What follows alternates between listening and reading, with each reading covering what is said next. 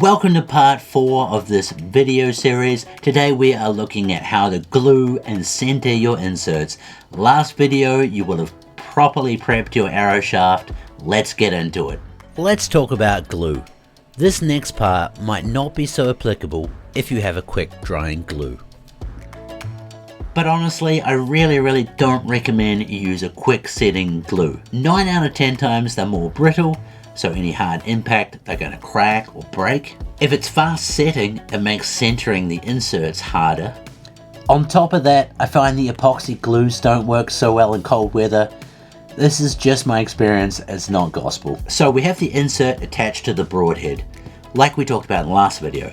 This means that I no longer have to touch this insert with my fingers, I won't get any more oils on it and stuff like that.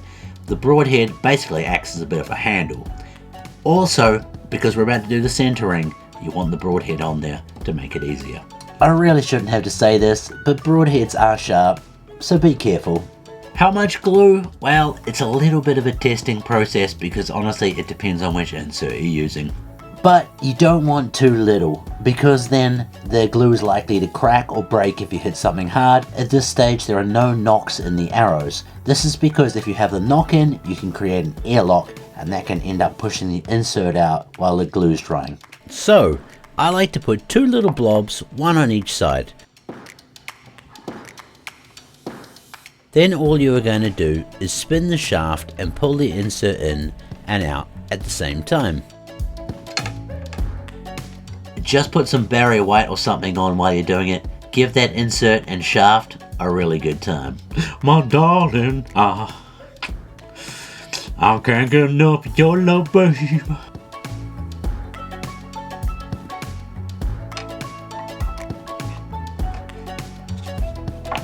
So, push the insert in firmly and then take your acetone soaked pad and clean off the excess glue. Be sure to wipe down the shaft, not towards the broadhead. Now it's time to center them on the spinner, and it's just a case of spinning it and looking for any wobble. If you do have some wobble, try pressing the head in firmly and then try spin it again.